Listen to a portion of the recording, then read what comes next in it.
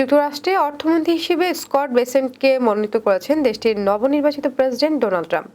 শুক্রবার treasury secretary হিসেবে নিজের দীর্ঘদিনের অর্থ উপদেষ্টার নাম ঘোষণা করেন তিনি।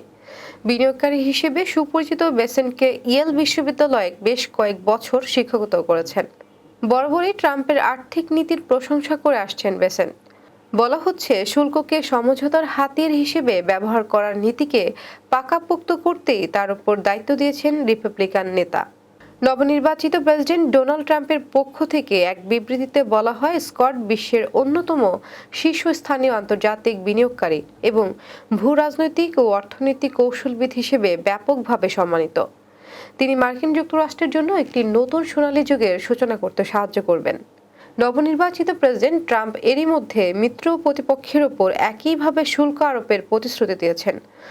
স্কট এই প্রতিশ্রুতিকে সমর্থন করে আন্তর্জাতিক বাণিজ্য উত্তেজনা কমাতে পারবেন কিনা সেটা এখন দেখার বিষয়।